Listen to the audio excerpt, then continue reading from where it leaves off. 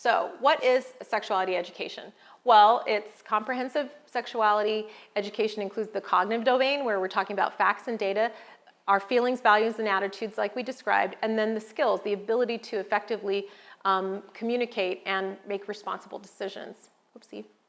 So, as a country. So in the United States, 24 states and the DC require public schools teach sex education, 21 of which have made it a mandate, but 13 of them, only 13 require that it's medically accurate. So it could be almost anything. It doesn't have to necessarily be scientifically based. I mean, for the most part, it's up-to-date information, but they don't often always even use the consistent terms for body parts and sexual acts. So 33 states and the DC require that they receive instruction about HIV and AIDS. 4 states require parental consent before a child can receive instruction, and 35 will allow parents to opt out on behalf of their child. So this is a super hot button, because then, here, this is information coming from the American Sexual Health Association president. Normalizing sexual behavior, including discussion of pleasure and consent, and results in people taking responsibility for their actions, and sexuality is portrayed within their control instead of an out-of-control secret or an act that doesn't require consent or communication. So we see more positive behaviors of reporting and avoiding risky behavior when people actually have more information, and when the information includes the component that, hey, there's a reason why you're probably interested in doing this, because it does feel good, and opening up the door to talking about more about consent. What is consent? What's not consent? And third thing that it does is it identifies that there's a responsibility that they have for their own body. So, as a country, so of course the first thing I did was I went, let me see what everyone's saying in the news. So this is what I pulled up. So in Ontario, in Toronto, there was a school that basically said their first graders could learn about private parts, and a huge contingency of the parents was like, no, we don't want you using those words, penis or anything. We don't want you teaching our kids that. So the schoolmaster or whatever, he came up with a compromise and said that they could opt out of allowing their kids to learn that. And it was this big uproar, and this was just a couple years ago. So it was just a couple years ago. So that's one of the things. The other one is that this other poll was happening around the same time that they, I guess, had changed the curriculum. So it was like a 2-decade-old curriculum for Toronto, and for Ontario specifically. And so 1 in 6 parents considered pulling their kids from school because of the new curriculum. So I told Carolyn, I'm opening it up to you guys to hear if you have any interest or any conversation around this. This is a real big problem or factor. When I went to Brazil and we had the same slide and I put in Brazil stats, it was so disappointing, because they were just feeling like they don't get any information. It is really tragic. And then of course, they have high rates of pregnancy in Brazil. They have high rates of STIs. And they do have a predominantly conservative culture in terms of the politics, and so that kind of shapes what trickles down to the education system. But the don't tell, doesn't work very well in the situation that they're still having to deal with the repercussions of kids not having that information. So yeah, tell me what your experience is. Anybody?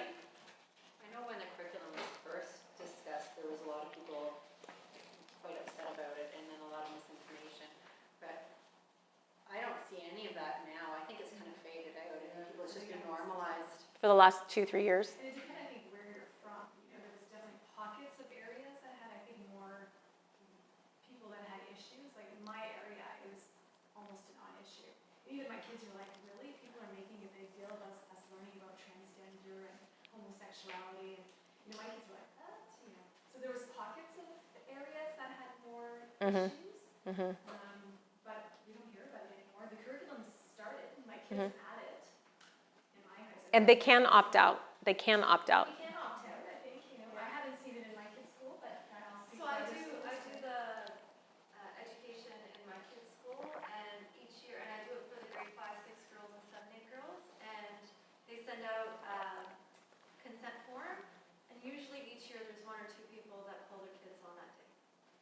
Okay. They don't consent, so it Yeah, happens. yeah, it happens. Well, I mean, and there's the whole thing around the right to do that.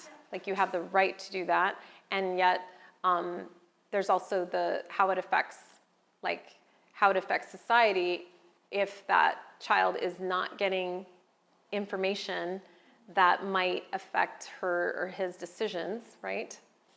Kind of like And I think the wording a that different we level of put on vaccine. the consent form for us is that if the parents choose to do the education themselves, right, just to be encouraging. That's of them. great. Exactly. That's a fantastic option that you can say, okay, here's the information and feel free to use it because it needs to get hopefully to the kids that need it.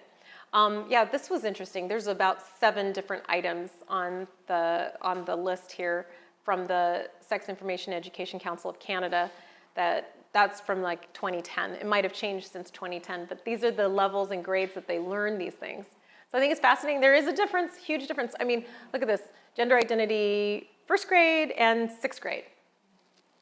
Yeah, and I don't know if that has to do with the pockets. Before you learn body parts. I know, right?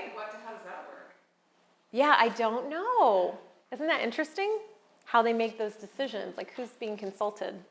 You So, think at that point it's probably just male, female, right? yeah, I don't know. But it's interesting. And so, when I was putting this together too, I mean, and I'm gonna have you do this in a moment, when did you learn this information? I mean, and recognizing too, I had a long conversation with one of the social psychologists,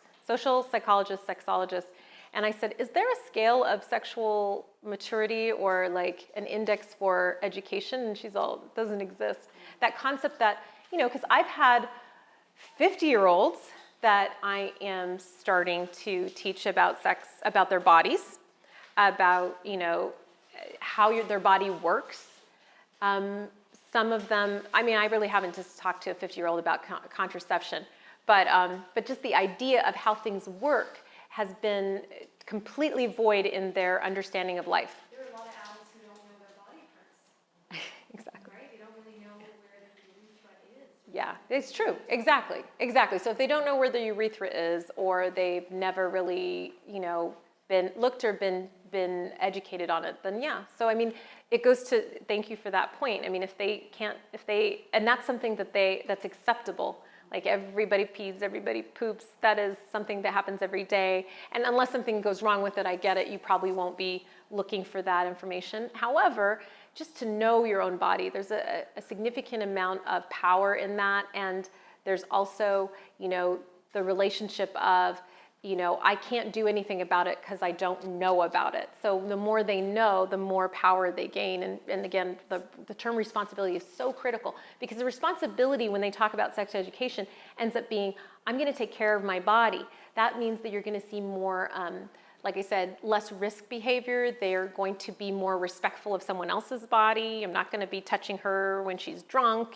That kind of concept, it's pervasive.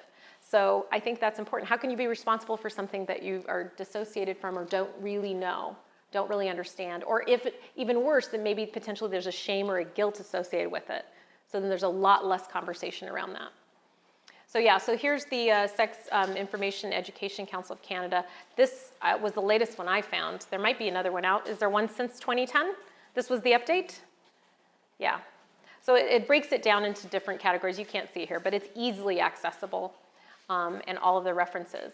And of course that brings us to the political hot buttons that definitely face all countries, which have to do with who can tell me what I can do with my body.